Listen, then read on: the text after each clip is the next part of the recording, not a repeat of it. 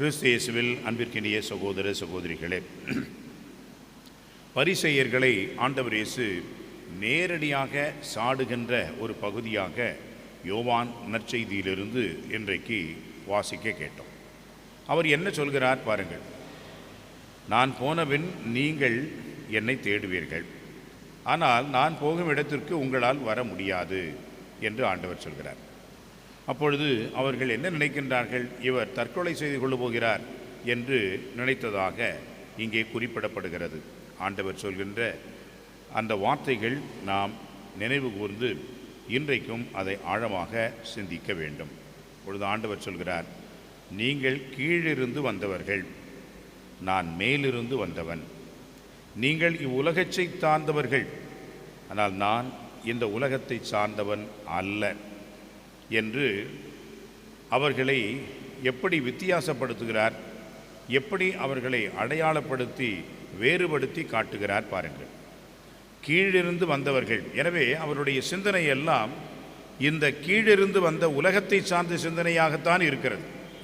அவர்களுடைய எண்ணம், எதிர்பார்ப்பு, அவர்களுடைய எல்லா விதமான நடவடிக்கைகள், அவருடைய ஜெபம், தவம் எல்லாவற்றையும் ஆண்டவர் இந்த கீழிருந்து வந்தவர்கள் என்ற ஒரு மனநிலையோடு முடித்துக் கொள்கிறார். ஆனால் ஆண்டவர் சொல்கின்றார், நான் மேலிருந்து வந்தவன். ஆகவே என்னுடைய நினைவு, என்னுடைய செயல்பாடு எல்லாம் மேலிருந்து வந்த அந்த ஒரு வகையில் உயர்ந்ததாக இருக்கிறது. அங்கே யார் இருக்கிறார் என்று சொன்னால், என் தந்தை இருக்கின்றார். என் தந்தை தான் என்னை இங்கே அனுப்புகின்றார்.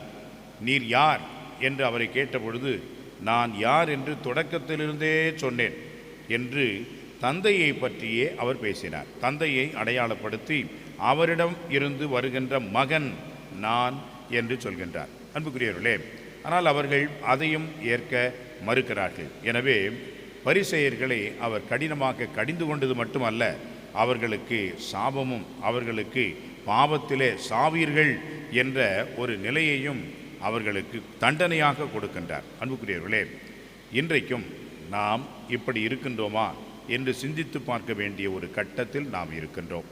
மனம் மாறாத ஒரு நிலை, பாவ நிலையிலே பிடிவாதமாக இருக்கக்கூடிய ஒரு மடமை, இதெல்லாம் எங்களுக்கு தெரியும் என்று பெரு நினைப்போடு இருக்கக்கூடிய பெருமை, இதையெல்லாம் இந்த தவக்காலம் அடித்து நொறுக்க வேண்டும், அழித்து தகர்க்க வேண்டும்.